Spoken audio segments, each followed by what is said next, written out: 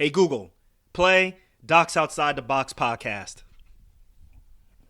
All right, here's where you left off in Docs Outside the Box, a podcast where ordinary doctors are doing extraordinary things. Welcome to Docs Outside the Box podcast. This is your official show, looking inside the minds of cutting-edge and innovative doctors. Think you'll find these stories in any medical textbook? Sorry. You're getting real life insight from men and women pushing the envelope beyond medicine. Ordinary doctors doing extraordinary things. Let's start now with your host, Dr. Nee Darko.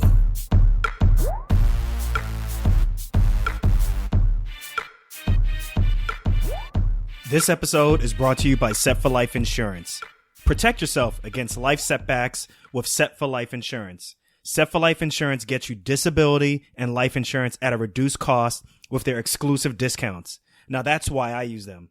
Visit www.setforlifeinsurance.com and tell them Dr. Darko sent you. What's up? Here with another episode of Docs Outside the Box. I'm your host, Dr. Nee Darko, and I thought I'd have a little bit of fun with the introduction. And I got a Google Home Mini when I purchased my Google Pixel 2 XL phone back in October, and it finally came in the mail maybe about a month ago. And to be honest with you, I'm not a big fan of these smart devices that work primarily by listening to you. I don't know why, but I don't know if I have a little bit of just, I'm nervous about the fact that this thing is always listening, and I feel like Google is always listening on my conversations. And so, I most of the time have it on mute and I just never use it. And since I got it for free, it doesn't really bother me, the fact that it just sits unplugged on my living room table. But I decided to play around with it and just see the functionality of the Google Home Mini. And I'm actually pretty surprised. My biggest complaint, though, is I think the whole "Hey Google" and then you ask for a command, I think that's kind of not natural. Obviously, you could be trained, but for me, it's not really a natural. It's not really a natural part of my diction to really speak like that and ask for something, and it takes too long. So, the word is still out, the judgment is still out if I'm going to continue to use this, but I thought I'd have a little bit of fun and start the podcast with what you can do. Now, if anybody knows if you can do this with the Amazon Alexa, go ahead and shout me out. Let me know. Hit me up on social media and let me know if it can actually work. And check it out. If you can record yourself doing it, send it to me and I'll feature it on the show. How about that? Also, I just got back from Ghana. The previous episode I recorded in Ghana. This one I did some of the work in Ghana. So right now I'm just getting back and I'm just catching up with emails. I'm catching up with episodes. So people who have sent me emails, it's going to be a while, but I will get back to you as soon as I can. Thank you all for your patience. Also, I just want to really thank everybody who continues to contribute, everybody who continues to jump along on the Docs Outside the Box Facebook group, which is, you can get to it by going to docsotbnation.com. Just type in that URL and it will take you directly to the Facebook group, and you can ask to be let into the group. And as you can see, I've been doing a lot more live streaming on there. There's also a lot more engagement on there. So it's a good way to get a recap on previous episodes, as well as an opportunity just to spend time and mingle and network with like-minded folk. So also, if you continue to use the Facebook group, keep paying attention, because I'm going to be doing a giveaway very, very, very soon. So make sure you stay on the Facebook group. Also follow me on Instagram, which leads me to my next point. I am changing the Instagram page. I'm going to try to do everything Docs Outside the Box. So the new Instagram page for Docs Outside the Box will be at Docs Outside the Box, one word. So at Docs, DOCS, outside the THE box. That will be where, if you want to follow up with whatever new is going on with Docs Outside the Box, obviously you go to that Instagram page to find out. So if you want to find out anything about Docs Outside the Box and you go to the previous account, which was at Nee P Darko, you won't really find much there in terms of new material. And that's just part of me in general, just trying to make sure I streamline everything and make sure everything is branded with Docs Outside the Box. So make sure you guys jump on that. So let's go on with our next episode. Our next episode, check this out. So I know a lot of you all think about this, but do you all wonder what it's like to make enough money, so much money from like real estate or, something else where you don't feel so constrained that you have to go back to work, whether it's in a hospital or a clinic or urgent care? Because I think about that all the time. And I love my job. I do, obviously I'm a trauma surgeon. It's very stressful. But to me, I can only take it in small amounts. I can't do it all the time, which is why I switched to being an independent contractor. Now, I think things are changing now. A lot more people are feeling a lot more comfortable, being able to say things like that. Like, I love my job, but I don't want to do it all the time. And after you listen to my next guest, you all may be like, man, I'm really glad someone else said it. My next guest is Passive Income MD, who has the popular blog, Passive Income MD. Passive Income MD, or as I call him, the notorious PIMD, he's making it easier for docs, for all of you all, to start setting up passive streams of income with his blog. I mean, it's so simple, very easy to read type of blog. I really enjoy his blog. And, the reason why he came on the show is, in essence, we're here to talk about how to not be so damn reliant on your day job, right? I know a lot of people are like, yeah, that's what I'm talking about, preach. So his website started when he was feeling so much of the pressure of trading time for dollars. You guys remember that? You work so hard. Everything that you do is related to making money in the hospital, yet you don't have time to enjoy that money outside with family. But in essence, he was in the same type of, hamster wheel. And he took his knowledge of real estate and decided to create a blog, and the rest is history. In 2 years, the website has become a regular go-to for physicians who are looking to make money outside of the hospital, outside of the clinic, outside of anything, related to medicine. And just recently, congratulations to Passive Income MD. He joined the White Coat Investor Network distribution. So congratulations to him on that one. So on this show, what we're going to talk about is, why is he anonymous with his persona? We're going to learn about why he started the blog. He's also going to tell us his definition of passive income. And he's also going to give some very quick recommendations for those looking to develop passive income streams. And then he's also going to answer hashtag I'm not just a doc. So this is going to be a good one. Make sure you get a paper, make sure you get pen ready, because he's going to be dropping some knowledge. There are going to be some articles and some blogs that he talks about that are listed in the show notes. So, hey, take notes. And without further ado, I present Passive Income MD. Enjoy. Passive Income MD, welcome to Docs Outside the Box. Thanks so much for having me. Yeah, it's my pleasure. Look, this is we've been trying to make this happen for a long period of time. Obviously, with what you're doing on the website and with you incorporating with the White Coat Investor Network, big things have been happening on your end. But obviously, with Docs Outside the Box, we're telling stories of doctors who are doing amazing things outside of medicine. So obviously it makes sense for us to feature you on the show, but also at the same time, we want to inspire other doctors to start thinking outside the box from a financial standpoint. And definitely your website is in line with that. So congratulations on everything. And once again, thanks again for being on the show. Oh, thanks for having me. It's quite an honor. I hope people enjoy the show. Oh, they're going to love it. So you know how it is. So we'll make it happen. But listen, before we get too much into the nitty gritty, I know you're anonymous. I know I had to use like some type of special number to contact you, which is going to like reroute me to like the Middle East and reroute me to Australia and then whatever, because you're Mr. Anonymous. But as far as you can tell us a little bit about where you're from, what med school you went to, things like that. Sure. I'll tell you as much as I tell people on the blog. Well, I'm an anesthesiologist and I live on the West Coast. That's about it. Okay. All right. I mean, like, are you married? Yeah, maybe I'll come back. If I ever do a full reveal, how about I come back on your show and do that reveal? How about that? Absolutely. I mean, it's pretty impressive right now. Like, you have like a cape on and like a mask. It's pretty interesting. Yeah. Yeah, I can tell you I am married. And I have 2 children. And I write about them a lot because that really, they're a big influence behind what I'm doing and what my goals are. Now, let me ask you a question, Passive Income MD. I feel like I got to use this long name.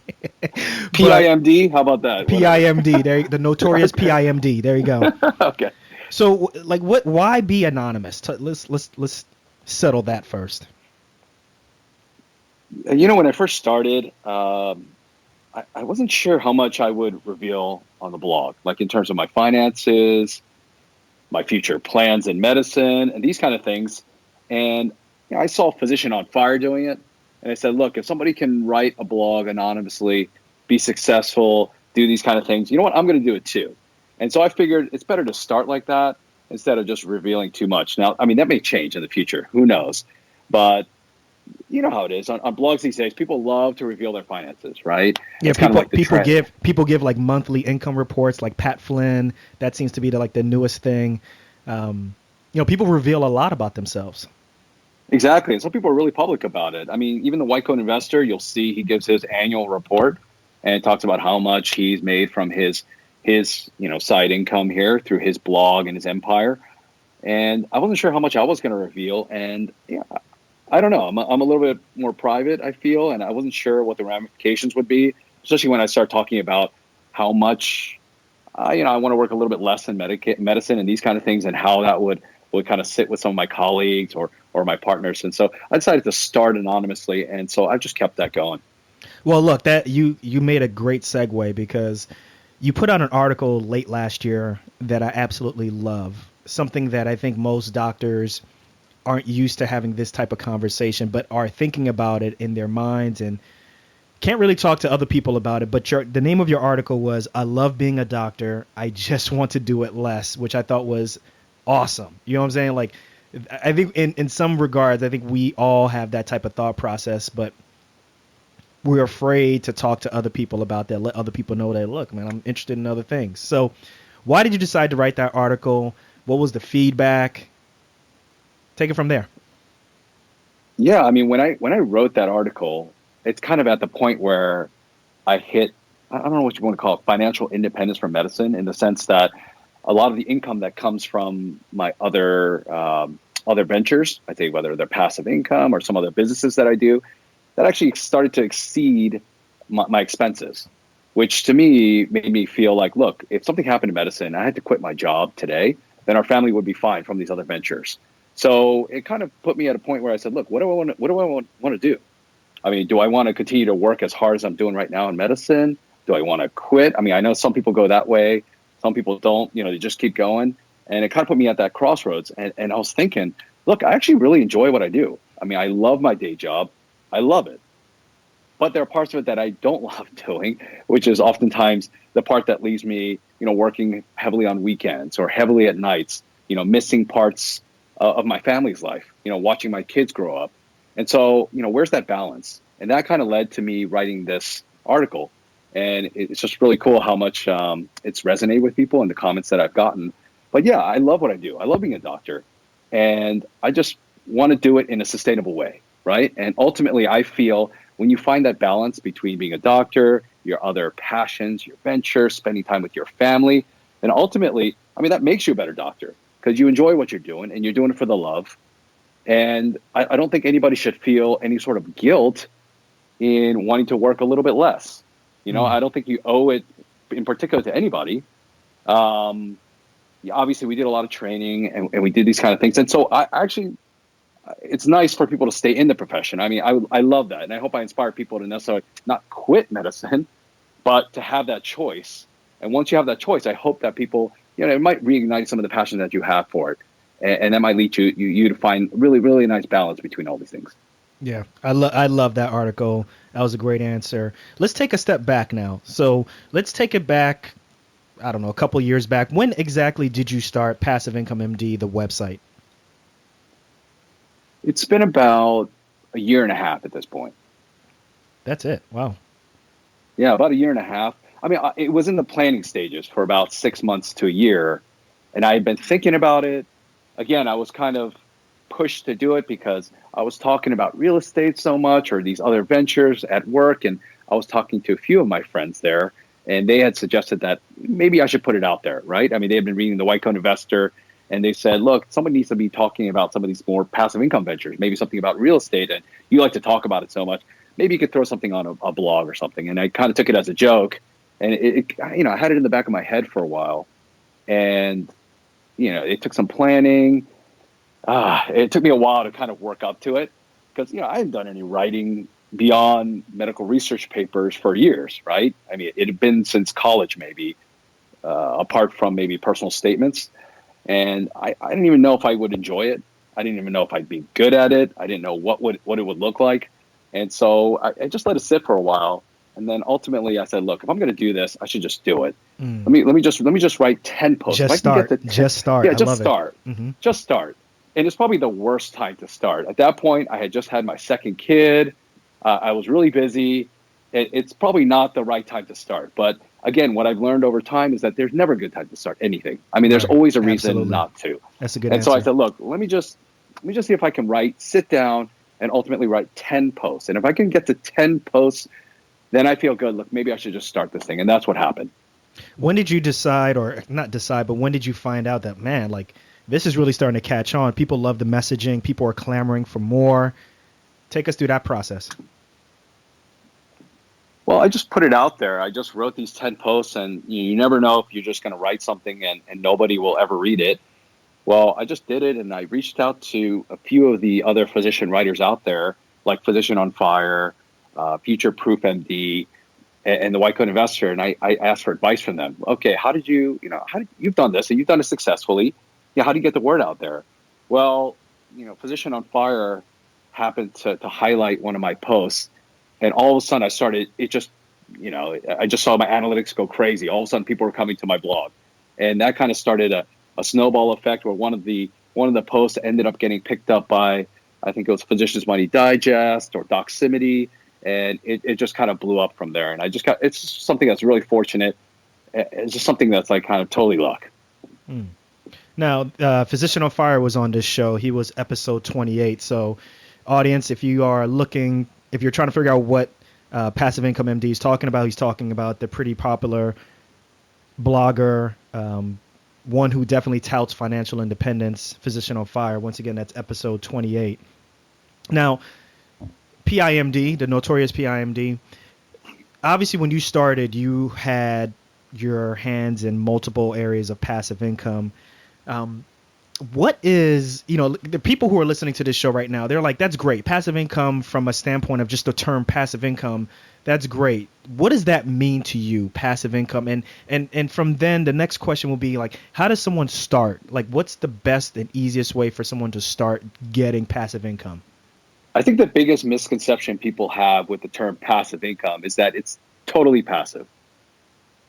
I think what I've learned over time is that it requires something up front, whether that's work, time, energy, money. Something has to be done up front, but then the rewards come later, right? I mean, what we do mostly in our day jobs is we basically trade time for money, right? You put time in, you get money out.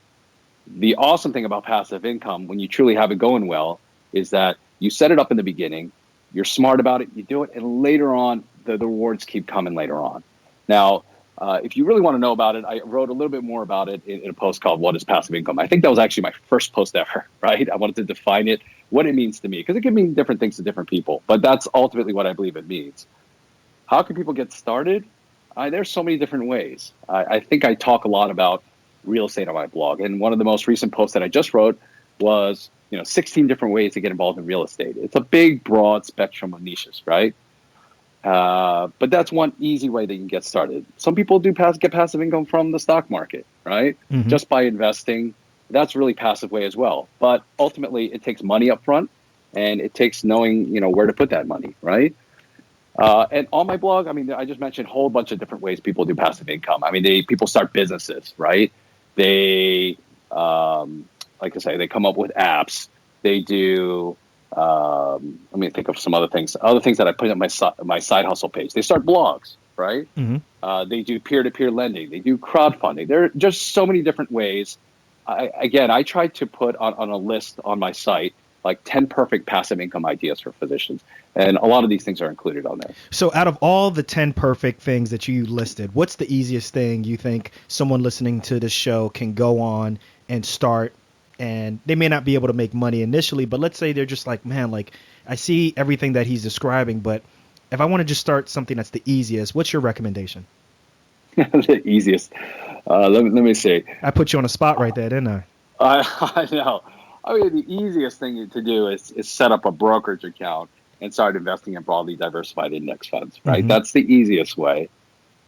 Now, let's talk. For example, let's do like crowdfunding, right? Crowdfunding real estate. Take us through that. Like, what exactly does that mean, crowdfunding real estate? And then we'll kind of go from there and kind of do a step-by-step process. We won't talk about any specific companies, mainly because they ain't sponsoring this show, so forget them. But let's start through that process. Tell us about what exactly crowdfunding real estate is, because that's really hot. Everybody's talking about it. Let's hear from you about what exactly that means. Sure, that's probably my favorite way today of getting some passive income. I really like to focus on cash flow, right? You put some money out there and you get cash flow on a monthly basis. Real estate crowdfunding is something that's relatively new. In the past, when you wanted to invest in real estate, like invest with some of the big boys that are setting up these nice deals where they're going buying buildings or loaning out money and getting nice returns, before you had to know somebody. It's kind of like who you knew. Well, crowdfunding kind of opened that whole world up and kind of created all sorts of access for the average investor. Now, the problem is that for a lot of these platforms, you have to be an accredited investor, which means you kind of have to meet a certain minimum guideline that the government sets that says, oh, you're a sophisticated investor, and ultimately you can, I wouldn't say lose money, but you know how to value these investments, and you wouldn't go broke if it didn't go well, right? Mm-hmm. But that's also changed as well too over the last year or so. Now things have opened up to non-accredited investors as well. And so there are tons of these real estate crowdfunding platforms online. I talk about them a lot on my site because I think they're a great way to start investing in real estate, start learning the process, invest pretty passively because you have these platforms that are setting up these deals with these operators and doing these things, and you can get monthly cash flow from it. And so I've done this pretty successfully over the last 2.5, 3 years. I mean, not every deal is perfect, but you're able to diversify by getting into a bunch of different deals. And it's something that's pretty easy to do, and you can sign up and get going. So if someone wants to learn about your website, they are listening to this podcast, they've never heard of you before, Passive Income MD, the notorious Passive Income MD. What's the best place for someone to start to, just start the process of, learning more about getting money passively? Like what's the seminal article that they should read? The seminal article. That's, you like that big word? That's a lot. Yeah, that's a lot of pressure, man. I think. Can I name a couple articles? If that's okay? You can do that. That's good. Okay. Well, I think some of the first couple articles I wrote kind of puts it all in perspective. Why I'm doing this, and what passive income ultimately is. So it's probably 3 out of the first 10 posts I wrote. Number one's what is passive income, and I kind of define it from there. The next thing is 10 perfect passive income ideas for physicians, and then third one is why I'm beginning my retirement in my 30s. And in that last one, it kind of outlines my plan for retirement. It may be different from some other people. And I know some people talk about building up your nest egg. They talk about the 4% rule a lot and how you have to reach X amount, times your expenses by the time you're 60, 65, ready to retire. Well, I don't really follow that. That's really not my mindset. Like, I don't want to build something for someday in the future and just grind until then. And that's not something that I'm interested in, because I feel like you miss out on a lot if your focus is just for something, when you're 60, 65 and just trying to. So you want to live life now, right? Exactly. I want to live life now. And I think there's a balance. Obviously I have to work because I need to make money now, and I need to set myself up for retirement. So, but there's a way to do that with a good balance, I believe, and that's a lot of that has to do with building up these different multiple sources of income, mostly passive. And that allows you to kind of buy back your time today. So I've done that to a certain degree. I work now I've dropped about 20 to 25% of my clinical time. And I'm able to do that because that same income that I guess, quote unquote, lose from not working that time, I get from other sources. And so that's been my whole goal. Now, how did that go over with your employer? How does that work? Did you have to give something up? Obviously, you had to give up, I'm sure, a portion of your salary or whatever you bring in from an income level. But were you ever given like an ultimatum, like you do it this amount of hours, or you may lose your job? I'm really lucky because I'm an anesthesiologist, and I didn't think about this when I became an anesthesiologist. But every specialty has their own, pluses and minuses. The good thing about being an anesthesiologist is that I'm ultimately able. It's kind of like eat what you kill, in my opinion. So if I work less, trust me, somebody else is going to fill that spot and be able to take over for me, and I just make a little less. And ultimately, as long as somebody's there, somebody's taking care of the patient, everything goes well, right? When you're like a surgeon or you're on your own brand, it's hard to kind of step away a little bit, right? So you got to choose your specialty wisely, depending on your goals. And luckily for me, I'm able to do that without too much difficulty. I'm able to kind of step back. Some shifts I give to other colleagues. Some shifts I ask them to kind of reduce my shifts, and I'm able to do that without too much difficulty. Okay. Any regrets about starting this process? Is there any potholes, anything that the listeners should watch out for that you can say, hey, listen, I did this, and if I had to go back, I would do things a little bit differently? Well, I got really lucky because early on when I started working, I started seeing how being in medicine, it wasn't necessarily going to be a stable thing for me. I had friends that were coming out of residency with me. A couple of them, their groups had gotten bought out, right? They got bought out and they were kind of given an ultimatum. Take 20 to 30% less next year or consider finding another job, right? Or even at my own job, I felt like I'd been promised a certain number of hours, a certain amount of work, but that's when the economy was down a little bit. And there just weren't a lot of cases to go around. And so I ended up taking in a lot less pay, or I had a lot less hours available to me than I had originally thought. So that kind of got me thinking from early on, look, I can't rely on this. Medicine is not going in a direction that I wasn't optimistic about the future of medicine. And so for me, honestly, it wasn't that hard to try something different. I think I was kind of forced to do that in a way, to think that way. And so I'm lucky I started that journey. Now, I would have started the journey earlier. That's probably the one thing I regret. I wish I had started reading about this. I wish I'd started learning about this in residency, right? That's probably the one thing. And I would have probably started a little bit better right off the bat. I mean, I would have had some plans in place. I probably would have invested a little bit more wisely at the beginning of my career in terms of where I put my money. I probably would have made some wiser financial decisions. But there's not too much I regret. I mean, of course, I made mistakes, and I try to talk about that on the blog as much as possible. But I made mistakes, but it's really hard for me to say I regret anything I've done. What kind of car do you drive? I drive a Lexus. I was going to see if you drive like the Batmobile or something like that, man. No, I drive a Lexus. I drive a Lexus ES. I think it's a 300 or 350 hybrid. I've had that car. I bought that car in cash, and I've driven that car. That's what I'm talking about. Yes, for no 4 or 5 financing. years. Right. It's a very easy car. Some of my friends say it's a mom car. It's kind of like the souped up Toyota Camry, but I love it. I love it. Now, what do you think is the biggest hurdle that you think most doctors need to get over to start doing passive income? Because I think it's great that what you write about, right? But then there's a lot of doctors. I'm sure that you get a lot of pushback from doctors who say, well, that's great and all, but I'm going to keep doing what I'm doing. Like, talk to us about that. Do you ever get pushback from physicians who say, like, why are you focusing on that? You should be focusing more on your clinical practice, X, Y, and Z. Anything? Do you get any of that type of feedback from people? I got that from, if anybody, I got that from my father. He's a physician, and when he started seeing me really pursue these other things, he got on me a little bit. He's very much old school. You do your one job and you do it hard, and you get there and you work as hard as you can until you're 60, 65, 70 years old until you can't do it anymore. And that's the life you should lead. And so he's very much from that old mindset thinking. The thing I was reminding him was that, again, I don't think that paradigm or that kind of model is still relevant today. Back then, today there's Social Security. Back then, there were a bunch of people had pensions and these kind of things. I don't think the same thing applies today. I think it's totally different. You have to think differently. And so he gave me a lot of pushback.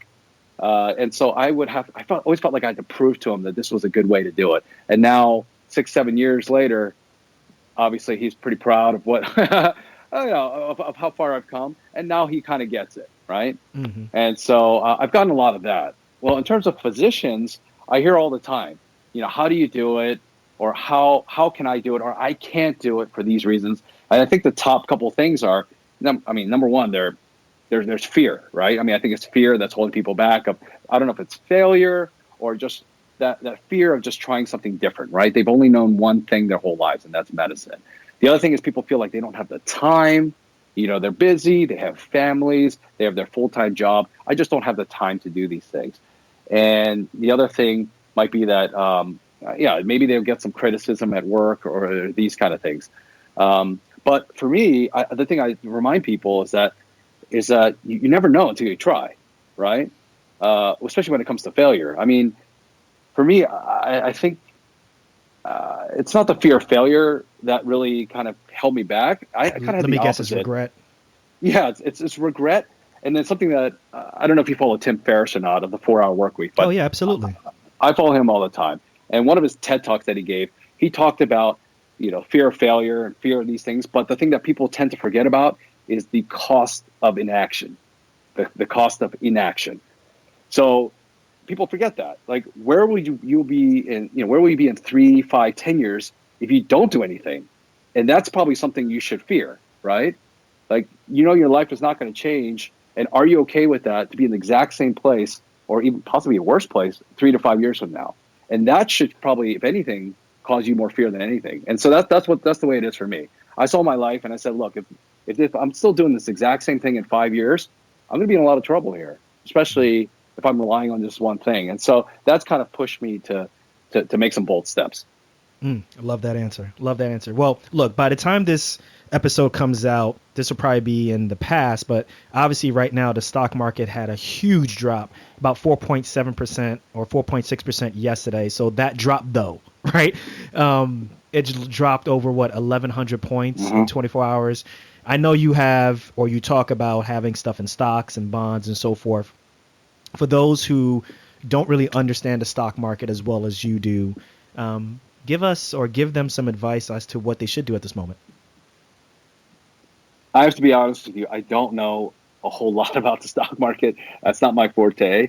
I do talk about it, and I only talk about it investing from a very non-emotional, kind of like a dollar cost averaging standpoint. Honestly, I'm very not versed in it, and I believe that the amount of knowledge that I can spend reading about it, I will never match all those people in all those big buildings in New York, right? And I won't even come close. And so I've really taken a stance that, look, I am going to, following, Physician on Fire's advice, following white coat investors' advice, just play it safe.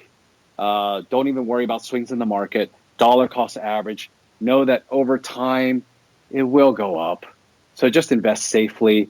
And don't even think about the swings. Invest unemotionally. And I've tried to do that. I'm a pretty emotional guy. I know I'm an emotional investor, and I've done it in the past where I've chased back in the late 90s, these things. I've chased all the .com stuff. I lost a lot of money. Well, what I thought was a lot of money back then, especially as a medical student or resident.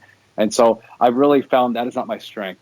So when I talk about the stock market, if I ever do, it's very much just a bland invest in your tax advantage accounts and leave it in the safest, most broadly diversified thing possible.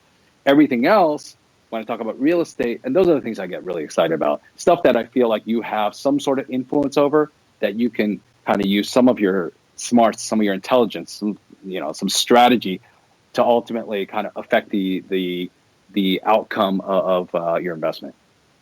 Good answer. Well, look, we're getting towards the end of the interview. Let's do some fast fire questions.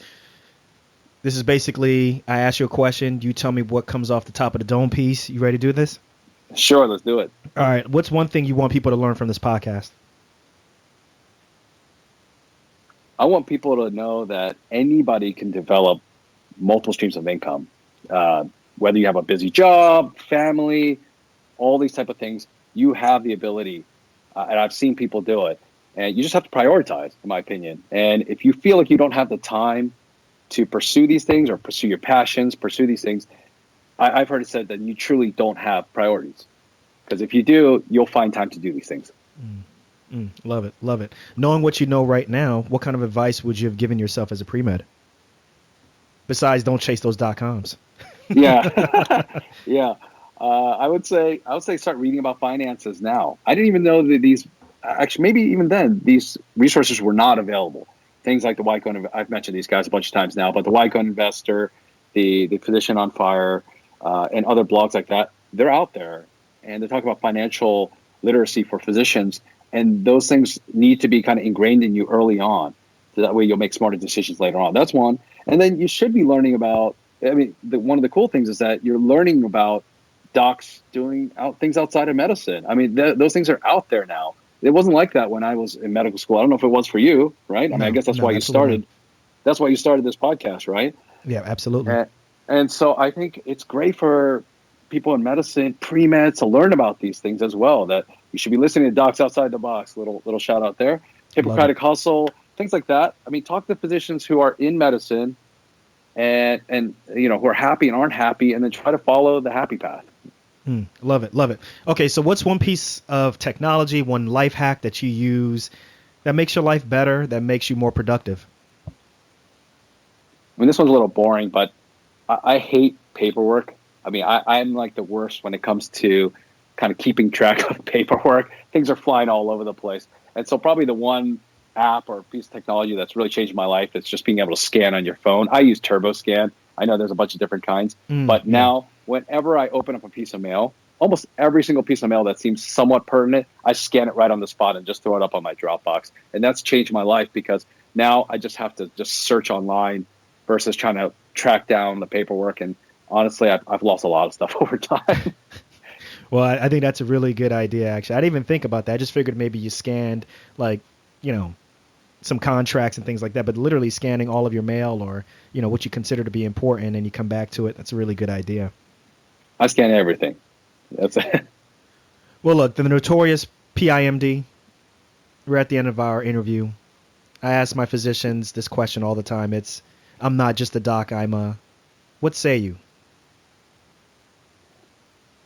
I would say I'm not just a doc. I'm a multi-career professional.